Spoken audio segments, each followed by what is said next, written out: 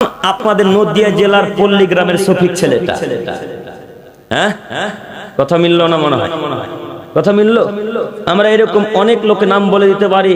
তার কিছু কিছু লোক আপনাদের পাকুড়েরও আছে, কিছু লোক হরিশ্চন্দ্রপুর আছে, কিছু লোক কালিয়াচক মালদার আছে, কিছু লোক মুর্শিদাবাদের আছে। শত শত লোক আজকে ইউটিউব ফেসবুক নিয়ে ব্যস্ত, গান বাজনা নিয়ে ব্যস্ত। আচ্ছা, এই 10 বছরের বাচ্চা ছেলেটা কিভাবে বুঝলো ইনস্টাগ্রামে ভিডিও তৈরি করতে হবে? বলেন কিভাবে বুঝলো? আপনার মেয়ের বয়স আজকে 7 বছর। এই 7 বছরের মেয়েটা কিভাবে বুঝলো যে ইউটিউবে ফেসবুকে ভিডিও বানাতে হয়? 9 বছরের বাচ্চা মেয়েটাকে দেখছি ভিডিও বানাচ্ছে। বলেন এর জন্য দায়ী কে? মা বাপ। বলেন এই যে 10 বছর ছেলেটা ভিডিও তৈরি করছে, ইউটিউব ফেসবুকে ইনস্টাগ্রামে ভিডিও বানাচ্ছে, তৈরি করে ছাড়ছে, রিলস তৈরি করছে, এর জন্য দায়ী কে? পিতা মাতা। আল্লাহ তাআলা বললেন এক শ্রেণীর লোক পৃথিবীতে আছে যারা মানুষকে পথভ্রষ্ট করবে। এবার আপনি বলেন, আমরা যত লোকেরা তখন নাম বললাম, বিশেষ করে যারা গান বাজনায় ব্যস্ত থাকে, এমন একটা লোক বা শফিকের কথাই বললাম, বা ইত্যাদি ইত্যাদি লোক যারা আপনাদের নজরে পড়েছে, এরকম লোক এমন কোন দিনই ভাই বা বোনদেরকে বলেছে যে গান বাজনা শুনতে হয় না? বলেছে? বলেনি। তো আল্লাহ তাআলা কি কথা এমনি বললেন? আল্লাহর ভবিষ্যৎবাণী, রাসূলের ভবিষ্যৎবাণী মিথ্যা হবে না কোনোদিন ইনশাআল্লাহ, তাই না?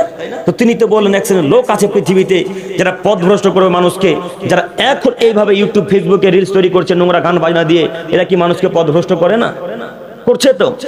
ওই শফিককে দেখার পরে আপনার 11 বছরের বাচ্চা ছেলেটা ঘরের শিকলিকে তুলে দিয়ে ঘরের ভিতরে একা একা রিলস বানায়, একা একাই তৈরি করে।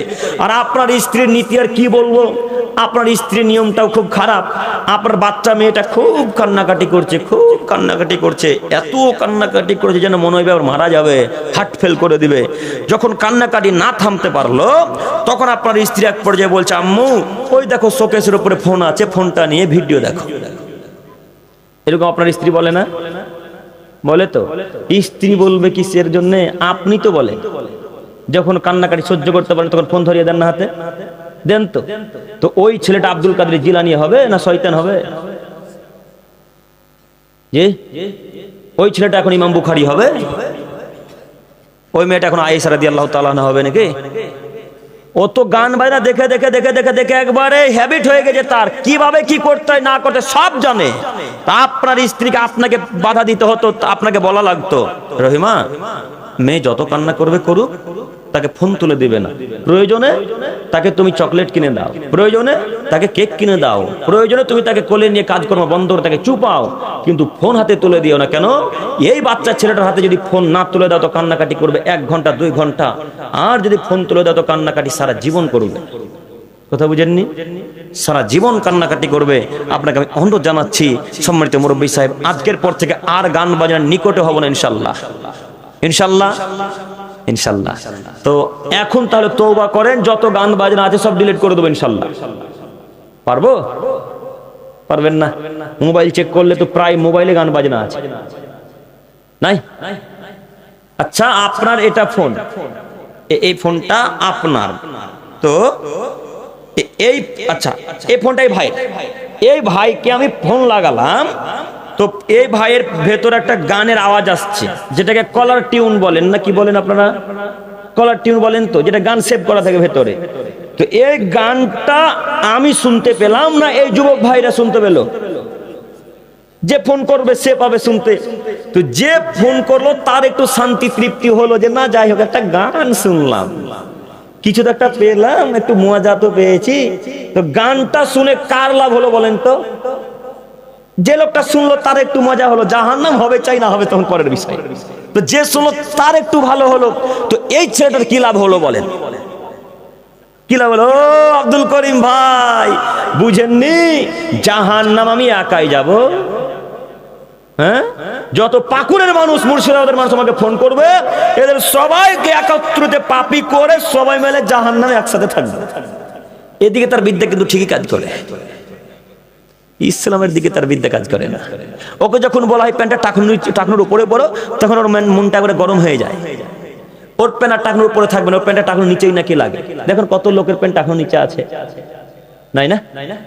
আছে, তো প্যান্টটা এখনো নিচে আছে। এই কথা বললে তাকে খারাপ লাগে, তাকে ভালো কথা বললে সহ্য হয় না, খারাপ কথা বলেন যখন যখন শয়তানি করানোর কথা বলেন তখন খুব খুশি। এখন বলে দেন যে পাকুড়ে চাও, অমুক জায়গায় যাত্রা হচ্ছে, চাও ঘুরে আসি, কোনো কথাবার্তা নাই, সঙ্গে সঙ্গে জ্যাকেট ছাড়াই চলে যাবে। আর আজকে এখানে 5 মিনিট বসতে বলেন, বসবে না। সম্মানিত মুরব্বী সাহেব, আপনাকে আমি কি দিয়ে বুঝাবো মুহাম্মদ সাল্লাল্লাহু আলাইহি ওয়াসাল্লামের বাণী? আমি প্রমাণ করতে চাইছিলাম, জাহান্নামে যাওয়ার কারণ দেখাতে চাচ্ছিলাম, তার এটি একটি। আজকের পর থেকে এই কলার টিউনটা ডিলিট করতে পারবো না ইনশাআল্লাহ, ইনশাআল্লাহ।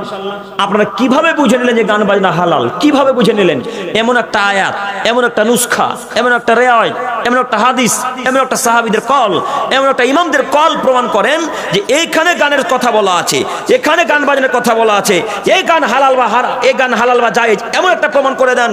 যদি কেউ প্রমাণ করে দিতে পারেন, আমিও আজকে থেকে গান শুনবো ইনশাআল্লাহ গাড়িতে, ইনশাআল্লাহ। পারবেন প্রমাণ করতে? পারবেন না। যেহেতু প্রমাণ করতে পারবেন না, কাজে আমাদের করণীয় আজকে এই মঞ্চে তওবা করতে পারবো না ইনশাআল্লাহ, ইনশাআল্লাহ। একটু এবার আপনাকে বলি, বিবাহের অনুষ্ঠানে গান বাজছে, এখন কি করবেন? এখন তো কঠিন হয়ে গেল। যেই পরিবারে গান বাজছে ওই পরিবারটা আপনার নিজের চাচাতো ভাই, চাচাতো ভাই বুঝেন না, চাচাতো ভাই, নিজের চাচার ছেলের বিয়ে, ওই পরিবারে গান বাজছে, এখন কি করবেন? একটু আবু হুরায়রা রাদিয়াল্লাহু তাআলা আনহু বলেন, রাসূল সাল্লাল্লাহু আলাইহি সাল্লাম বলেছেন, লিল মুমিনি আলাল মুমিনি সিত্তু খিসাল। পৃথিবীর মানুষ মনে রেখো, একজন মুমিন আরেকজন মুমিনের উপর অধিকার রাখে 6টি। একজন মুসলমান আরেকজন মুসলমানের উপর হক রাখে 6টি। তার একটি হক হচ্ছে ওয়াশহাদুহু ইদা মাতা, যখন কেউ মারা যাবে তখন তার জানাজায় আপনি কাফন দাফনে উপস্থিত হবেন, তার কবর খনন করতে যাবেন, তাকে আপনি খাটে করে বয়ে নিয়ে গিয়ে তাকে দাফন করে আসবেন, রেখে আসবেন, এটা তার হক, আপনার প্রতি হক রাখে, পাওনা পায়। কথা বুঝেননি? কার প্রতি হক রাখে বলেন তো? মুমিন ব্যক্তির প্রতি আরেকটা মুমিন। তো যে লোকটা মারা গেছে লোকটা তো বেনামাজি, এখন কি করবেন? যে লোকটা মারা গেছে লোকটা তো গুটখাখোর, গাঁজাখোর, হিরোইনখোর, ফেন্সিডিলখোর, বিড়িখোর, তামাকখোর, এখন কি করবেন? এখন যে লোকটা বেনামাজি ওর জানাজায় আপনি যাবেন? কথা বলেন না। এখন যে লোকটা মারা গেছে ওর তো জানাজায় যেতে পাবেন না। কত ইমামকে যে তাড়িয়ে দেওয়া হলো জানাজা না পড়ার কারণে, কত প্রমাণ নেবেন? হাজার হাজার ইমাম সাহেবকে মসজিদ থেকে তাড়িয়ে দেওয়া হয় জানাজা না পড়ার কারণে।